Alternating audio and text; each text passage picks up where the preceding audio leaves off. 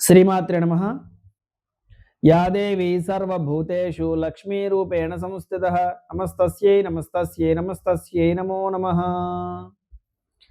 మేషాది ద్వాదశ రాశులలో మూడవ రాశి మిథున రాశి గురించి ఇప్పుడు మనం తెలుసుకుందాం.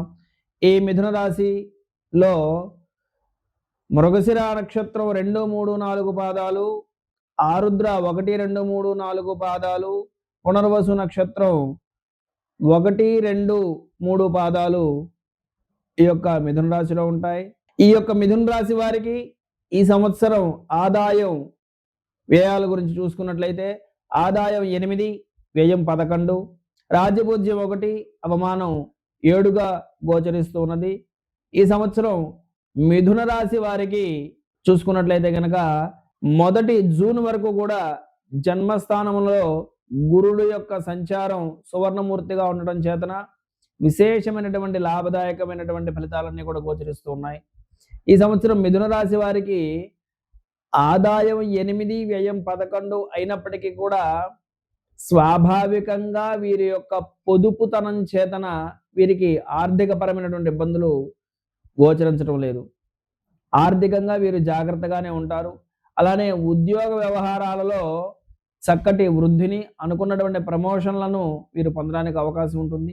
విద్యార్థులు కూడా చక్కనైనటువంటి ఏకాగ్రత స్థితి చేత రాస్యాధిపతి అయినటువంటి బుధుడు యొక్క ప్రభావం చేతన, గురుడు యొక్క ప్రభావం చేతన, అలానే కర్కాటకంలో గురుడు యొక్క సంచారం ఉచ్చ సంచారం చేతన వీళ్ళ యొక్క వాక్కు పటుత్వం పెరగడం, వీళ్ళ యొక్క మాటకి గుర్తింపు రావటం, ఇవన్నీ కూడా జరగడానికి అవకాశం ఉంటుంది. అధికారం మరియు హోదాతోటి వీరు ఆర్థిక భద్రత, మధురమైనటువంటి మాటలు మాట్లాడడం చేత వీరు సమాజంలో ఒక ఉన్నతమైనటువంటి గుర్తింపుని పొందడానికి మిథున రాశి వారు ఉంటారు.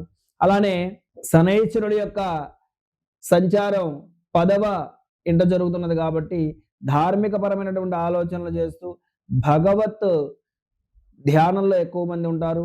సాహితీ పండితులకు మంచి చక్కటి గుర్తింపు లభిస్తుంది. కవులకు మంచి కాలంగా చెప్పబడుతున్నది ఈ సంవత్సరం. అలానే ఈ యొక్క సంవత్సరం పొదుపుతో కూడినటువంటి ఆదాయం ద్వారా వాణిజ్య సంస్థలు ఉన్నటువంటి వారికి కొంత ఇబ్బందికరమైనటువంటి ఫలితాలు గోచరిస్తూ ఉన్నాయి. అలానే వీరు తల్లిదండ్రులతోటి సంప్రదించడంలో, అలానే తల్లిదండ్రుల నుంచి వీరు దూరంగా ఉండటానికి కూడా అవకాశాలు కనిపిస్తున్నాయి.